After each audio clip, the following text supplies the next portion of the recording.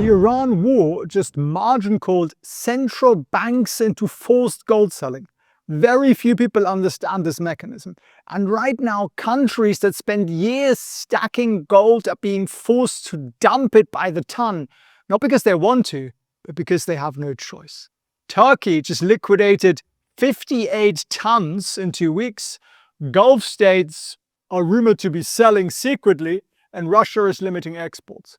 So if you own gold or gold miners or any kind of metals, this forced liquidation is either going to wipe you out, or it could be the biggest buying opportunity of the decade. So my promise to you is this: by the end of this video, you're going to understand exactly how the Iran war margin called entire countries, which nations are forced to sell next, and the 3-phase playbook for positioning yourself before this reset completes. My name is Felix Prehn. I'm an ex-investment banker. That back there is Winston. He's a golden retriever. He's the real expert around here. And I'm also the founder of the Goat Academy, where my retired Wall Street mentors, including metal exchange market makers, teach regular investors the institutional strategies. And we've taught well over 20,000 people these last 6 years. And our mission is to give regular investors access to the knowledge and the skills, most importantly, that are usually only taught to Wall Street bankers. So today I'm going to expose how a war in the Middle East just triggered the largest forced gold liquidation in modern history. And guess what? Wall Street saw it coming. And if you've been confused watching gold crash while the Middle East burns, type confused in the comments right now, because I think it'd be good for us all to see we're probably all pretty much in the same boat here. And look, before I give you the data and the proper breakdown, if you want to actually learn how Wall Street picks stocks and metals during chaos like this, not the stuff they teach you on Reddit, but the actual institutional playbook, I'm going to give that to you for free in a live training that's happening anytime now. And you can sign up for that at felixprehn.org/training. There's a link down below. It'll show you the time and your time zone and everything else. And it's free of charge, completely free of charge. So join thousands of others who are learning how institutions really act in situations like this. So you know what the big boys know too. But let's back up a second, okay? Gold had the most amazing history, the most amazing run up in 2024, 2025. Central banks were buying hand over fist, China, India, Turkey, Poland. Everybody was stacking, and gold hit like 5,000, almost 600 an ounce, right? People were saying it's going to hit 6,000, 7,000, you know, gold bugs are doing victory laps and all that. And then it fell off a cliff. It's still down over $1,000 since. And just in March, gold's dropped 15%. Now, the financial media tells you it's profit-taking or overbought conditions, some technical correction. Basically, they're saying we've got absolutely no idea what's happening. But we now know who at least one of the mystery sellers was. We have a geopolitical dashboard here, and you can access this. It's like $6 a week. You can cancel anytime. And if you go into that geo intel there, and then on the map layers, you just toggle everything off and just only leave on the central bank gold. And that basically tells you what banks are buying, which banks are selling in red. And then the ones that are sort of flashing in orange are the ones that are the most interested right now, which is rumored sales there, Turkey, and then the Middle East. And I'm going to explain to you exactly why and when that's going to stop and what that means for the gold price, right? Because Turkey's central bank swapped about 60 tons of gold in just 2 weeks, which is another way of selling it without having to physically move it around. And that's about 10% of Turkey's entire gold stockpile, just in two weeks. And you might think, that doesn't sound like a lot. Well, Turkey's selling is bigger than all the ETF outflows of the entire world. So yes, this does really, really matter. So in ETFs, we saw about 43 tons leave. Turkey, about 60 tons got sold. One country. More selling pressure than every gold ETF investor on earth combined. And Turkey has been the most aggressive gold buyer over the last 10 years, or one of. They were buying gold specifically to reduce their dependence on the US dollar. The Iran war forced a complete 180 for these guys. Turkey now desperately needs dollars they spent a decade trying to escape. So why do countries like Turkey and Gulf states have to sell? It's not a strategic choice, it is a survival choice. Turkey imports 90% of its oil, its energy, 98% of its gas. Right? So they produced almost no energy domestically. When the Iran war started and oil prices went from 70 up to 90 and beyond, 100, 120, their import bill, their energy bill, and sorry, we are redecorating a little bit, hence the mess behind me. I think last video in this studio, by the way. Well, this I'll be in a new space shortly. The way this works is that for literally every $10 increase in oil, Turkey needs an extra 4 to 5 billion US dollars per year. So oil went up $50 if you do the maths, right? So countries like Turkey have 3 choices, all of them pretty terrible. You let their currency crash, which is political suicide, right? That's not going to happen. 2 is burn through all the US dollar reserves that they have. They're already doing that, by the way. They're already pretty low. Or 3, you sell gold for US dollars. So you take another short-term hit to survive another week. And they chose option 3. Now, how do they actually do it? The mechanism isn't really that important, but they hold about $30 billion worth of gold at the Bank of England in London. So they entered into what's called a gold for foreign exchange swap agreement. Basically, they say, here's our gold. You now basically own it. You give us dollars for it, and we have a right to buy it back if we ever come across dollars by accident, right? It's sort of like a pawn shop for central banks. PAWN, what were you thinking? Basically, they walked in with their grandmother's golden necklace, and the necklace was 58 tons, and the pawn shop was the London bullion market. When you sell that much gold, what happens to the price of it? It drops. Now, Turkey is bad, but Turkey doesn't have the biggest problem that the Gulf states have. And they have it much worse, and to understand why, I need to explain to you how a currency peg works. And I know that doesn't sound very exciting, but it's literally the number one thing driving what's going on in the market right now. It's what the Saudis have, it's what the Qataris have, it's what all these countries here in the Gulf, Kuwait and so on have. They have linked their currency to the US dollar. So let me try and explain that to you in a way that hopefully makes sense, and please let me know if this is landing for you. Imagine your country's currency reserves are a bathtub which is full of dollars. There is a tap here too. There's a tap. And that tap normally delivers more US dollars. The faucet, so there is also a hole in here. We should make a little hole, shouldn't we? Let's make a little hole. That here is the hole, the faucet. And what happens here? Well, that's where dollars flow out. So in normal times, say you are Saudi Arabia, what happens? Well, you sell oil every single day, and for that oil, you get dollars.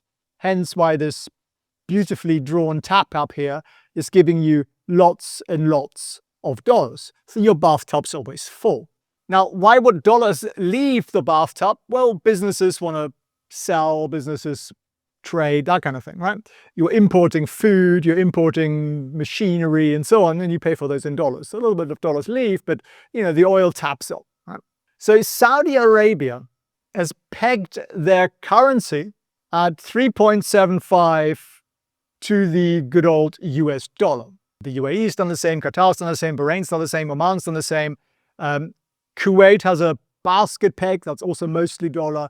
And it all works because their number one product is oil, and they sell that in dollars. So they've always got enough dollars to maintain this setup, this bathtub setup.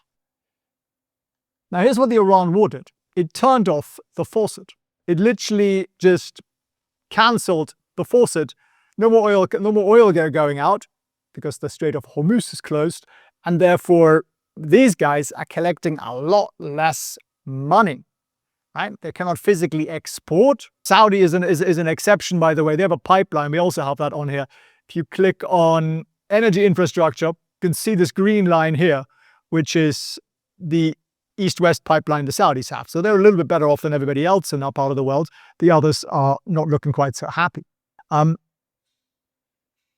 What happens when you're not getting any new dollars in, but actually more dollars are leaving? Why? Well, you still need food, right? 80% of their food is literally incoming in by ship. You need to machinery to repair your plants, your desalination plants and so on. Your military spending is going through the roof, right? Because you're defending yourself. So more and more dollars are leaving, and therefore your bathtub is starting to empty out. Now, if that empties out, your currency would lose tremendous amount of value. You would get crazy inflation. Your economy would collapse, and the faith in your economic system would collapse. So the central banks in these countries have to do whatever it takes to prevent that margin call from toppling the economy.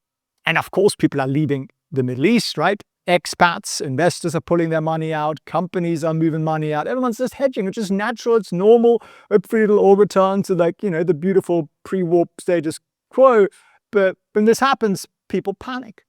And the central bank has to provide the people who are leaving and the companies who are moving their money out and the people who are buying equipment overseas and the arms manufacturers, they have to give them dollars from the bathtub, which is draining. So Saudi and these Middle Eastern countries have the same three choices Turkey has, right? One is break the peg, as in we're linked to the dollar. And if you do that, it's literally political suicide. It's crazy. You're not going to do that, right? These countries operate on subsidized fuel, no income tax, all that stuff. There is a system in place there. You don't want to break it. And number two, you burn through your US dollar reserves, but they're already draining every day. And number three is you take some of the gold you have and you convert that into United States dollars. And you use those United States dollars to put them back into the bathtub. Right? This is the margin call. You're forced to sell your collateral, your gold, to meet your obligations, the currency peg. It's the same mechanism that a retail trader gets getting margin called in their brokerage account, right? Except it's tons of gold here and, not tens of thousands of dollars perhaps, right? Does that make sense?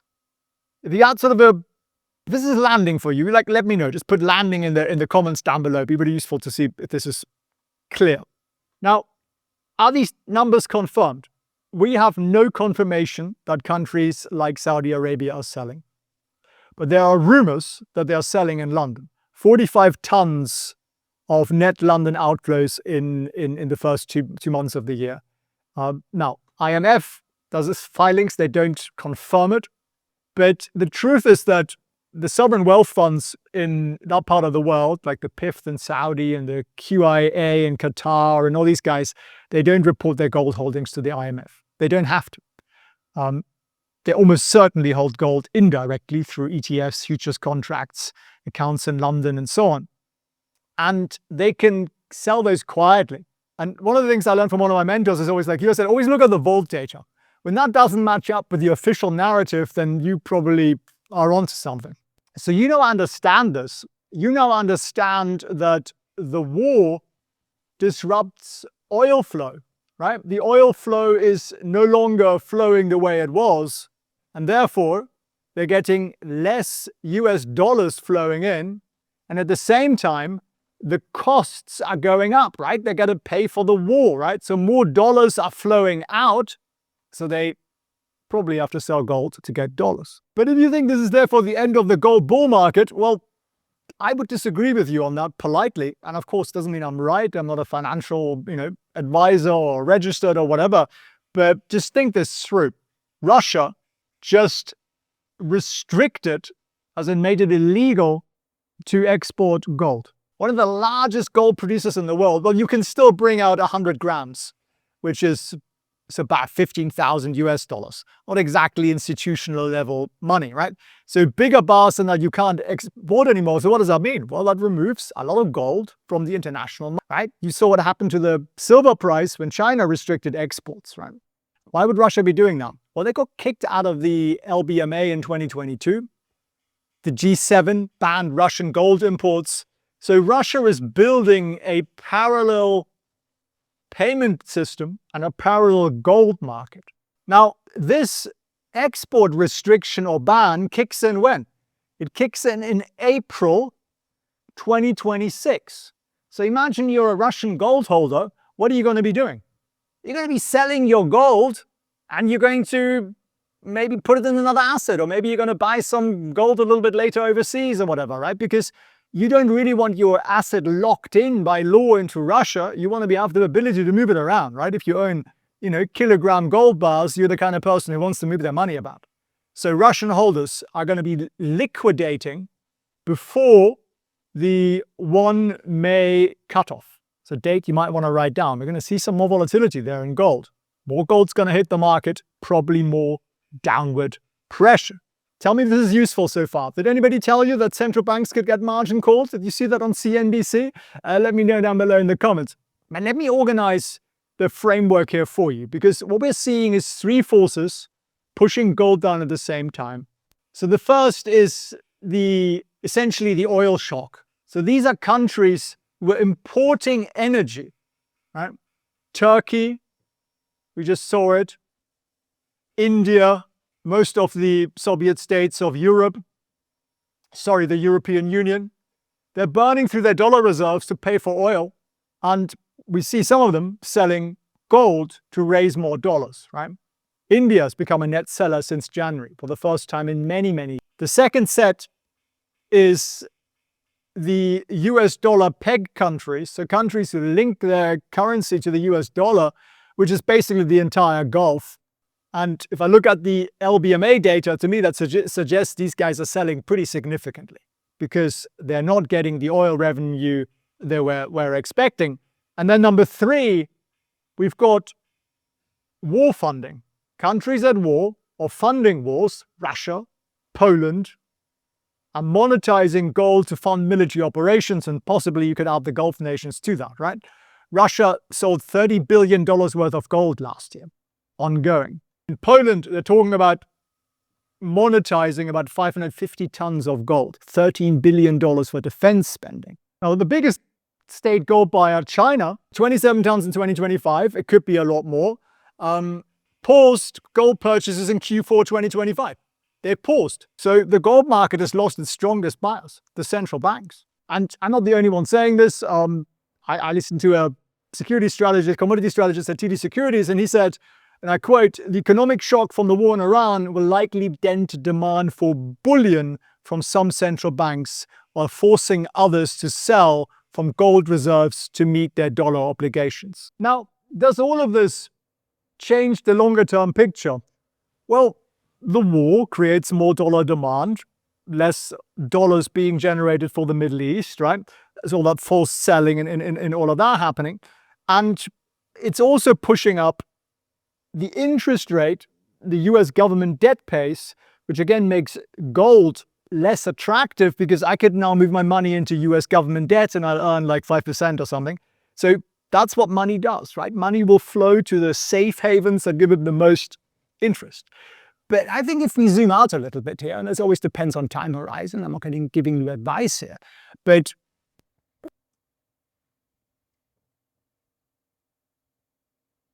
do I believe the US government is going to cut interest rates at some point? Yes, I do.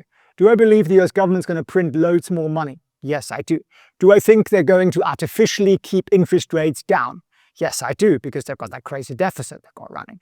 And all of that will mean that the dollar will lose value. If I look at what the Russians are doing, right, restricting gold exports, creating their own international financial system, all of that removes demand from the US dollar. And all of that undermines the long-term value of paper money, right, fiat money. So in my brain, the long-term story for gold is unchanged. We just have an opportunity that could run for quite a while where gold prices will be somewhat lower. And I know some people will get frustrated with that. But if you are the kind of person who only likes to buy things when they're going up, think about whether that's the logical thing to do, right? So if this has been useful for you, imagine what we can do if we spend 2 hours together and I actually just teach you how Wall Street makes their decisions, how they decide what to buy, when to buy it, because we can follow these money flows. And yes, we have fancy maps and that sort of thing, but even without this, there's actually a much easier way of just tracking where the money is pouring in. And I always try to make as much of that available to you guys as possible. You know, we have trackers here that tells you,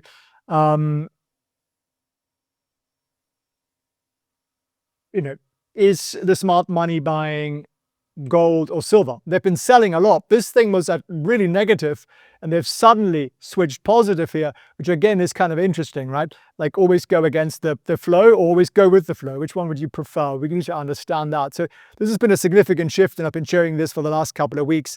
We look at the gold premium, the silver premiums. All these things give us data points. We look at the COMEX inventory. They're all data points. They're not the one single answer. But when you understand the structure, the rule book that Wall Street puts around it, and you can then just follow that rule book, I think you're in a position where you could potentially make a lot better decisions. We've also just published a report in here, Precious Metals Bull Market 2026, which is a full-length research report that we put out, 21 pages. And we don't just write it from a point of view of we're a gold bull and therefore we're going to love gold all the time. We just look at the data. So you get that as well. Just join the community down below. As I say, it's like $6 a week or something. You can cancel if you don't like it. We won't ask you any questions. If you get value out of it, I'd love to hear it. And I thank you for watching. I thank you for tuning in. And I'd love for you to show up for yourself on the live training and share this with somebody so other people are starting to understand what's really going on out there. All the best. We are in a crisis. You know it, I know it, Winston knows it, your neighbor's dog knows it, and oil tankers are getting attacked in the Persian Gulf. The crisis seems to be getting worse. And